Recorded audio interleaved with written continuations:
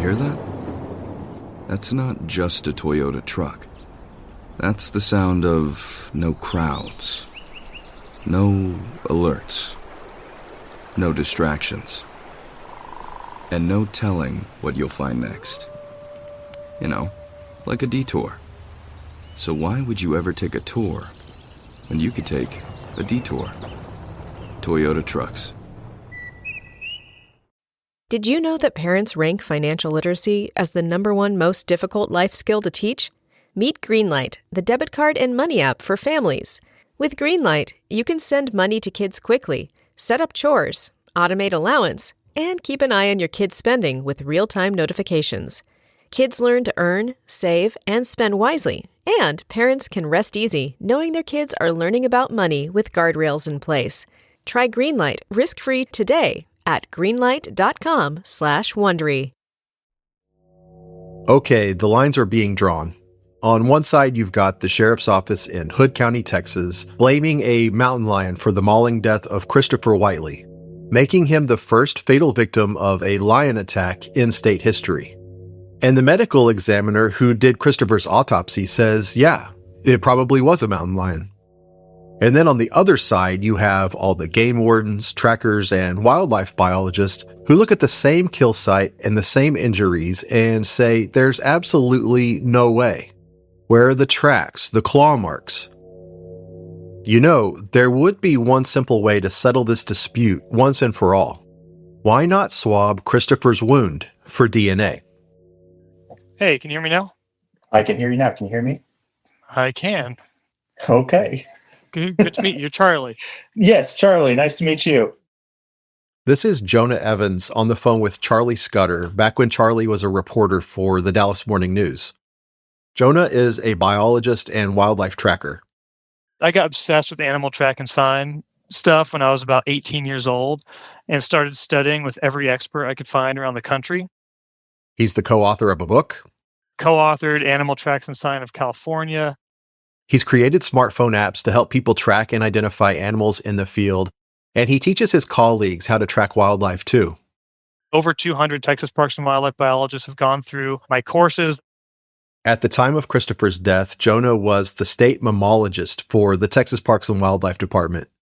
If you've never heard the word mammologist, and I sure hadn't, it just means he specializes in mammals, specifically rare and threatened mammals like mountain lions. Jonah was sent the photos of Christopher around the same time the photos were first shared with Mike Bodenchuk, the federal mountain lion expert you heard from in the last episode. To Jonah, looking at all the photos, it was abundantly clear that a mountain lion hadn't attacked Christopher for all the same reasons Mike has already mentioned. You'd see significant claw marks, and then when they bite around the throat and they squeeze down to close the airway. Jonah says mountain lion bite marks are actually kind of small. Oftentimes, it's really hard to even find the marks on the neck of a deer. Like you have to kind of dig around in the hair and pull the hair aside to see these little canine marks where it went in. What you don't see is ripped, torn, exposed skin. In fact, Jonah was skeptical that an animal was involved in Christopher's death in any way. He felt so strongly about that point, he didn't even want any Texas Parks and Wildlife biologists to visit the kill site at all. When I saw the first photos of this, my initial concerns were, this is not a mountain lion. Our staff, if we go there, are going to be disturbing potential evidence of some other situation. And I spent, that whole evening talking to people about it, evaluating photos, and I actually was trying to convince our other biologists not to go there. And then, our leadership eventually decided that, we should probably go there. We were invited. Law enforcement asked that we could go there and confirm and provide some expertise. It was Jonah who asked if someone could swab the wound for saliva, allowing them to conduct a DNA test. If a mountain lion really did attack Christopher, DNA would eliminate all doubt. But it was too late. The staff at the medical examiner's office had already given Christopher's body a thorough washing, wiping away any potential DNA. Later, the sheriff's office would claim that Christopher's body was bleached as a COVID precaution. Jonah was surprised the medical examiner would scrub Christopher's body so quickly since, from everything he could tell, they hadn't really determined the cause of death. Had we been able to do a DNA swab of the bite, this would have been easily solved right away, if that was a bite. Instead, the drama was just getting started. From Free Range Productions in association with the Dallas Morning News, this is Season 4 of The Unforgotten, Kill Site. I'm your host, Wes Ferguson, and this is Episode 3, The Showdown.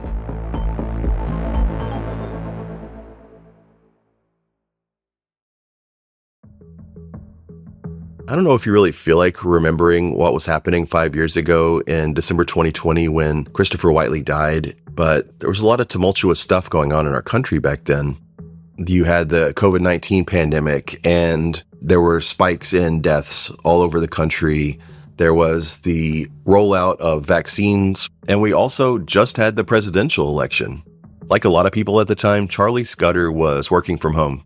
I was breaking news reporter at the Dallas Morning News, and I was on Saturday shift that day. We had a bunch of had to do stories that we did every week, COVID numbers, new cases, that kind of thing. And then it was just troll around, see what's happening. If any press releases come in, write them up, that kind of thing. And we got one pretty quick from the Hood County Sheriff's Office saying that someone had been killed in an animal attack by a possible mountain lion. And that's news. That itself was big news. And I remember looking back, hindsight 2020, it should have been even bigger news because that's so rare. But I remember the original thing of just guy got attacked by mountain lion, that being a story. And I wrote up that quick, brief story, just 3 paragraphs or something like that, posted it to the web. Charlie filed his write-up and finished his Saturday shift. One day later, another news release crossed his desk. This one was from the Texas Parks and Wildlife Department, and it directly contradicted the message Hood County had just put out. Parks and Wildlife said there was no evidence whatsoever that a mountain lion had attacked Christopher. I'll just be honest, this kind of high-profile direct conflict is catnip for journalists. The Parks and Wildlife press release came out that said, we disagree. And that's rare, right? Mm-hmm. That doesn't happen. That you have 2 agencies investigating a case and coming to wildly different conclusions. I remember thinking at the time, give it a couple days, they'll shake it out. But I don't know. I mean, to have 2 different public agencies, one on the county level, to publicly, be in disagreement is not unheard of, but I think would be pretty rare because they're all scrambling behind the scenes to put on kind of a unified face. Yeah. So to me, that Absolutely. was really remarkable. Yes. Yeah. And I should say, at the time I was thinking, oh, they'll sort it out. Mm-hmm. And then when they didn't, that's when my kind of red flags started to go up. We know now that behind the scenes, there was chaos of them trying to figure out how do we tell reporters like me what is going on and what we actually think about this, because it was just such dramatically different conclusions. You have to keep in mind, all of this is happening over the weekend, and it's the top story around. Now to a death investigation in Texas where authorities are at odds over whether a 28-year-old man died in an attack from a mountain lion. The body of Christopher Allen Whiteley was found. There's now a debate over exactly what happened to him here. The entire investigation is still under wraps, but we can tell you that now the Sheriff's Office and the Parks and Wildlife Departments are at odds over what really happened here and whether or not they can label his death a predatory attack. None of the evidence reviewed by Texas Parks and Wildlife Department indicates an attack by a mountain lion or other wild animal. That's their opinion. I guess everybody's got one, and I've got to go off of facts, but the facts that I have it shows it wasn't done by a knife, a gun, or anything like that. I believe it to be a large cat. The disagreement between the sheriff's office and Texas Parks and Wildlife has spilled into the public, and it's not a great look. On Monday, Mike Bodenchuk, the federal mountain lion expert, was back in Fort Worth, where Christopher's body was still being held in the office of the Tarrant County Medical Examiner. This was a few days after Christopher's body had been found, after those competing press releases had been released. Mike Bodenchuk is the guy when it comes to mountain lions in this region. He's trapped them. He's tagged them. He knows mountain lions like nobody else. And he was one of the people who was called to the scene and to go look for evidence and at the time possibly track and trap this mountain lion, this alleged mountain lion. And he quickly came to the conclusion that many of the wildlife biologists did before they even got to the scene, like, this is very, very unlikely. He pushes back. A bunch of wildlife officials, Texas Parks and Wildlife, pushes back and says, hang on, we're not quite sure about this. Tarrant County Medical Examiner is moving full steam with what they have. Even so, the opposing sides do agree to meet. The Tarrant County Medical Examiner's office, the Hood County Sheriff's Department, at least one game warden from Parks and Wildlife, and Mike Bodenchuk decide to meet at the Tarrant County Medical Examiner's office. Mike actually has a mountain lion skull that he brings with him. He's walking through downtown Fort Worth with this mountain lion skull tucked under his arm and carries it in just to show them he wants to show them what the bite mark would look like. And as a, like an educational tool, like he does. And they bring him in, again, COVID time, he has to get all checked out, make sure he's all gowned up. They have to put on all this, the PPE. They go into the back and there's Christopher's body. And he wasn't expecting that. He said that they thought they were going to just have a chat. He didn't know that they were going to be right there. So that was jarring for him to step in and see that. And the meeting got pretty heated pretty fast. That meeting started almost hostilely.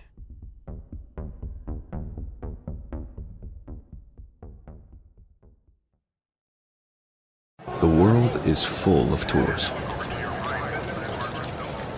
But you don't choose a Toyota truck to follow the beaten path. You choose it to find the places in between. The detours, where each adventure pulls you toward the next. And wrong turns turn out right. So why would you ever take a tour when you could take a detour? Toyota Trucks. When it comes to holiday gift giving, I want to give things people really love. Beautiful, timeless pieces they'll wear for years. That's why I'm going with Quince. From Mongolian cashmere sweaters to Italian wool coats, everything is premium quality at a price that actually makes sense. Quince has something for everyone. Soft Mongolian cashmere sweaters for $50 that look and feel like designer pieces, silk tops and skirts for dressing up, perfectly cut denim for everyday wear, and outerwear that actually keeps you warm. We just had our first little cold front in Texas, so I broke out my Quince sweater, and it's so soft, I can't get enough of it. And I know it's about to get a lot more use with the holidays right around the corner. Find gifts so good you'll want to keep them with Quince. Go to quince.com/unforgotten for free shipping on your order and 365-day returns. Now available in Canada too. That's QUINCE.com/unforgotten to get free shipping and 365-day returns. Quince.com/unforgotten. You went into that meeting and it was kind of hostile from the get-go. Do you remember what was said to you that gave you that impression? The sheriff's office said, you people are telling me it's one thing and these people are telling me another, and you're making us look like idiots. This is Mike Bodenchuk again. Then the examiner said, look, I've got these 7 people and they're all board certified. And you don't know what you're talking about. And then we started talking. Mm-hmm. But that was the premise from the start.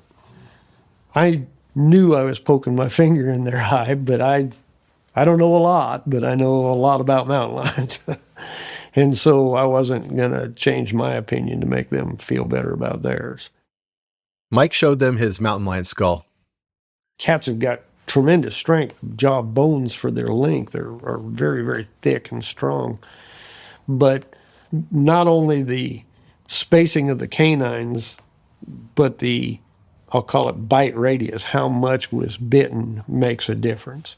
And we had that conversation in that setting, in that room. I showed them, he can only open his mouth this wide. This is a lion skull, this is how wide. They don't know mountain lions any more than I know homicide.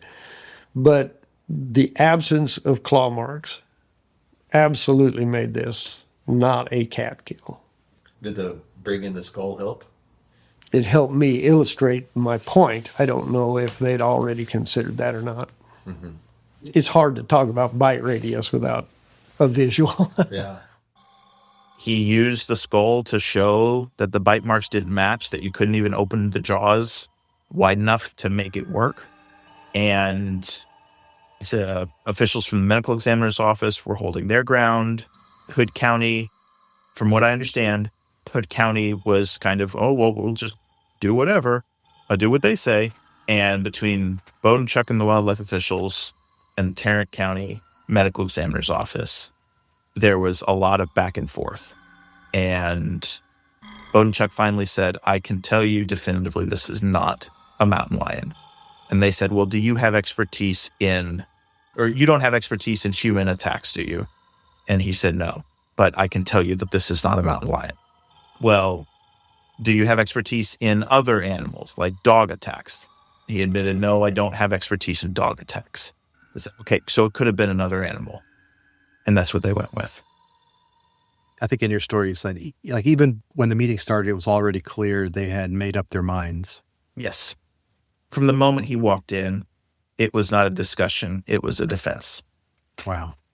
It was a defense of the predetermined outcome that this was a wildlife attack. And the whole time that this tense meeting is going on, you have Texas Parks and Wildlife state mammalologist Jonah Evans listening in. That's right. Yeah. Jonah was on the phone. I called in for that one. That's Jonah again from his interview with Charlie for the Dallas Morning News. I was on the phone. The rest of them were in the presence of the body, and it seemed like there was a lot of concern that there was different stories coming out from different places. Jonah's another person who, if you want someone in Texas to talk about cougars, he's the guy. There were a lot of experts in that room who, rightfully, I think, said very clearly this could not, there is no way that this could have been a mountain lion attack. There's just no way. And you were able to get his journal where he chronicled all of these concerns. He very quickly realized this could eventually be a problem. I think even thinking about possible legal repercussions down the road, because let's face it, if they're saying most of the wildlife experts believed this is certainly not a wildlife attack.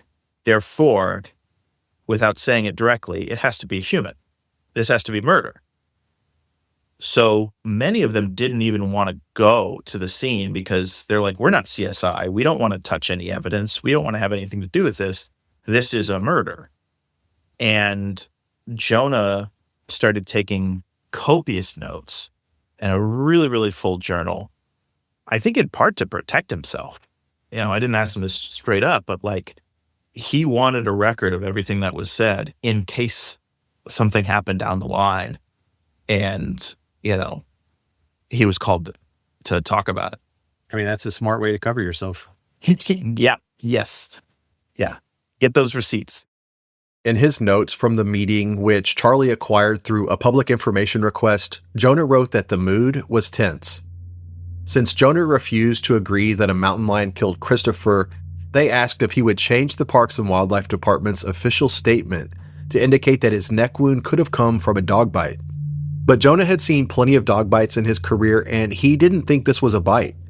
Jonah even asked what evidence they had for the dog bite, and apparently they didn't have any. This is what Jonah wrote word for word. They loudly restated the qualifications of all the people in the room and said they have reviewed hundreds of dog bites and that they are never wrong and that there is absolutely no way this was a homicide or suicide. Then another person said, "Let me address the elephant in the room here. We are all looking like a bunch of idiots right now, and we need to come together around this being a dog bite." And here's what Jonah told them. He said that if someone would take the time to review the evidence with him, and if he found it convincing, he would consider changing the Parks and Wildlife statement. I offered to have a detailed conversation about the evidence. If somebody wants to educate me about what details you're seeing that are different than what I'm seeing, I'd be more than happy to have that discussion. But that was never followed up on. This is what Jonah wrote right afterward, and well, I'm just going to read it to you. Here he is.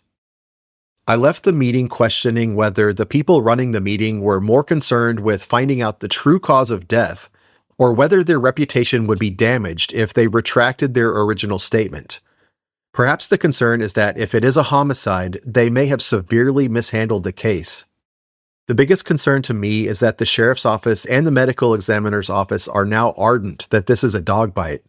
However, the evidence appears very shaky. There isn't a clear pattern of canine teeth that would enable a spread measurement. Also, the victim was found shirtless, but is completely lacking any defensive wounds, such as bites to his hands or arms. His body is covered in scratches from the brush, but no parallel scratches that would suggest claws. Also, no signs of a struggle. There was a major puddle of blood fairly close to where the body was found, with blood also spattered on nearby vegetation. I was told that the victim's pant legs were covered with blood from waist to knees, but not below the knees. This seems to imply the victim may have been kneeling. Also, the neck wound appears very haphazard and random, and I find myself unable to shake the possibility that this was a homicide. Perhaps it was even done intentionally to try to look like a bite wound. I don't think I can 100% rule out the possibility of a dog bite, but it is so difficult to imagine how it could have happened. Why were there no other bites on the body? How could a dog tear out a person's throat without leaving tracks or signs of a struggle? It just doesn't easily add up, and I don't understand how the sheriff's office and the ME could so quickly rule out a homicide. I'm really concerned about the possibility that a murderer is out there right now and has gotten away with this crime. Also, even if it is a dog bite, the dog may have been intentionally directed to attack the victim, or the owner of the dog could be negligent in allowing a dangerous animal to roam free. Regardless, no investigation was undertaken to find out. They said the case is closed as an animal attack, and that was sort of their final word on it. We did not have much communication with them. I never had the sheriff, the responding officer, call me and ask me and, for a lot of information. And I don't know that the other wildlife experts did either. Why do you think folks were so adamant to keep on this idea? It's not right for me to speculate about that. I don't think I know what's in their heads.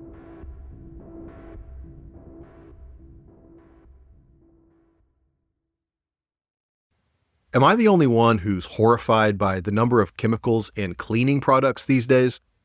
I started looking into what I was actually using around the house, and it turns out my laundry detergent wasn't nearly as clean as I thought. Turns out it's full of harsh chemicals like UV brighteners, dyes, and preservatives, which can wreck your skin, trigger allergic reactions, and even disrupt your hormones. That's why I switched to Earth Breeze. It looks like a dryer sheet, but it's actually laundry detergent. Just toss a sheet into the washer with your clothes, and that's it. No pouring, no mess, and no plastic jug. My laundry comes out fresh, soft, and clean without the unnecessary chemicals. And right now, you can try Earth Breeze for up to 40% off with free gifts at earthbreeze.com/unforgotten. That's earthbreeze.com/unforgotten to get up to 40% off with free gifts on your first order. You don't have to let big wireless and your overpriced phone bill suck the joy out of the holidays this year. Because right now, all of Mint Mobile's unlimited plans are 50% off. You can get 3, 6, or 12 months of unlimited premium wireless for $15 a month. It's their best deal of the year and makes it real easy for you to give your expensive wireless bill the Scrooge treatment. I recently switched to Mint Mobile and it's all going great. I have great sound quality, great reception, no complaints. Turn your expensive wireless present into a huge wireless savings future by switching to Mint. Shop Mint Unlimited plans at mintmobile.com/unforgotten. That's mintmobile.com/unforgotten. Limited time offer upfront payment of $45 for 3 months, $90 for 6 months, or $180 for 12-month plan required. $15 per month equivalent. Taxes and fees extra. Initial plan term only. Greater than 35 gigabytes may slow when network is busy. Capable device required. Availability, speed, and coverage varies. See mintmobile.com.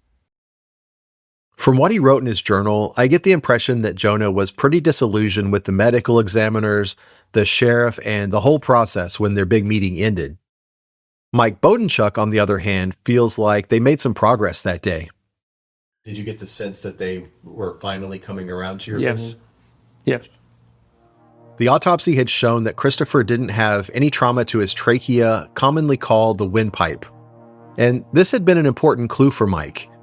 In his experience, a large animal bite would have crushed the windpipe, and this was one of the main reasons he didn't believe an animal had killed Christopher. But the medical examiner's staff argued that human windpipes are flexible, and Christopher's windpipe not being crushed really couldn't rule out the animal attack theory. From what I've read, this is pretty unlikely, but it is possible. With that in mind, he agreed to defer to the expertise of the medical examiner team. There were still a few more loose ends to tie up. They'd missed their chance to search for DNA on Christopher's wounds, but Mike said the sheriff's office could send off some of Christopher's nail clippings, his clothes and boots to the USDA's National Wildlife Research Center for analysis. There seemed to have been some tears and possible bite marks on the pockets of Christopher's jeans, so the lab swabbed those for DNA as well. All they found was human DNA. The report doesn't say if it was Christopher's DNA or someone else's. More than a month had passed since Christopher's death, and there was already mold growing on his pants, which could have hurt their chances of finding animal saliva if there was any. They also found 4 hairs, 2 on Christopher's jeans and 2 on his boots. 2 of the hairs were human, but one of the hairs on his jeans and one of the hairs on his boots turned out to belong to a domestic dog. Maybe this was important, or maybe not, since Christopher sometimes stayed at a house with small dogs. Sheriff's Lieutenant Johnny Rose was skeptical. What's big enough to take down a man, in this area would be a mountain lion, but I have no proof it's a mountain lion. This is from an interview Johnny did with freelance journalist Morgan O'Hanlon back in 2021. Can a dog take you down, take a grown man down? I don't know that that's possible. It could, maybe still an animal, and, there's no proof that it was a dog either. During their visit to the kill site, the wildlife professionals had placed a motion-activated game camera to see if anything ever came back looking for their prey. Mike even placed a dead beaver over the kill site, beaver being a favorite snack of mountain lions. One of the game wardens also canvassed the surrounding woods for several hours with his search dog, Woodrow, but they found nothing of value. Apparently, Christopher's missing shirt was long gone because it was never recovered. Over the next week, the only animals that showed up on the game camera were deer, falcons, and cows. The sheriff's office had also requested a toxicology test of Christopher's body. He tested positive for methamphetamines, amphetamines, and trace THC. I don't know if this will mean anything to you, but he had 321 nanograms per milliliter of meth in his blood. From what I've read, that's enough to get you high, but it's not crazy, and it's nowhere close to a toxic or lethal amount of drugs, even if you factor in the few days between the time that Christopher died and when the test was happening. Of course, Christopher had that horrible neck wound, and the tiny scratches all over his body probably caused from running through the brush, but everything else checked out normal. And despite the ugly punctures to his throat, there was no blunt or sharp force trauma to his neck cartilage or his hyoid bone, the small U-shaped bone that often breaks when a victim is strangled or throttled. On January 21st, 2021, about a month and a half after Christopher was killed, His death was certified as an accident, that he was attacked by an animal of some sort. One day later, the sheriff's office announced to the public that it had closed its investigation. Here's Charlie again. We got the updated press release that was from Hood County, and they said the autopsy is done. We've concluded it was an animal attack. And they said in their press release, Parks and Wildlife still disagrees with us, but we're going ahead with what we think. And that's, weird, right? Like the fact that they called it out, like they could have easily just let it go, not mention the fact that Parks and Wildlife had a different conclusion. I probably would have still raised an eyebrow, but not as big of a one. But when you have two officials, three or four at that point, because you also have the Tarrant County Medical Examiner, USDA got involved, all kind of at odds, that's weird. And especially when it's a death.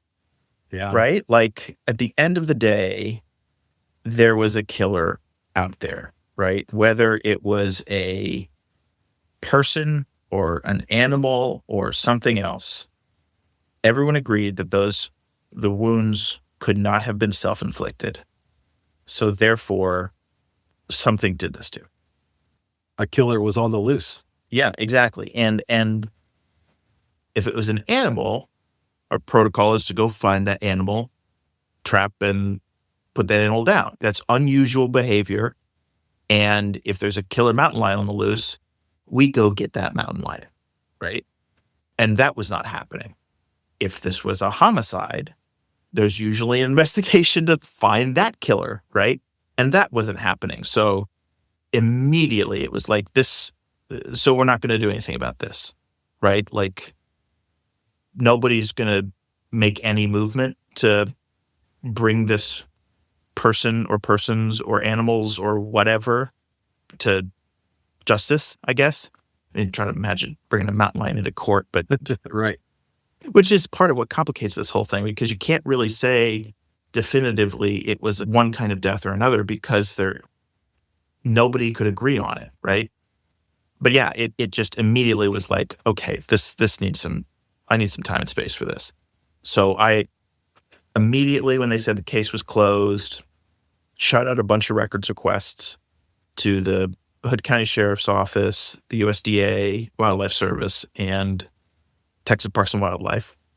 I reached out to some of my sources in Texas Parks and Wildlife who were at the scene, who visited the scene, to talk a little bit about what they remembered, and started chasing it down. The sheriff's office might have concluded its investigation, but Charlie's was just heating up. That's next time on The Unforgotten.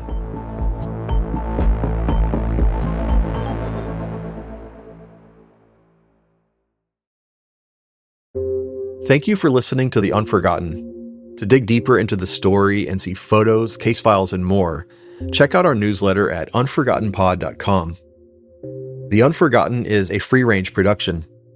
Season 4, Kill Site, was produced here at Free Range in association with the Dallas Morning News. Editing by Aislinn Gaddis. Sound design and audio engineering from Austin Sisler with Eastside Studios. Charlie Scudder and I are executive producers. Special thanks to Morgan O'Hanlon. Don't forget unforgottenpod.com. See you soon.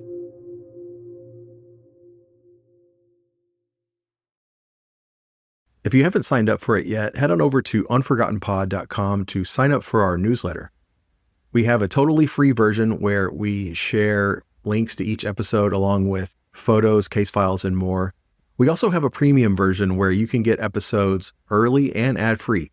That's unforgottenpod.com.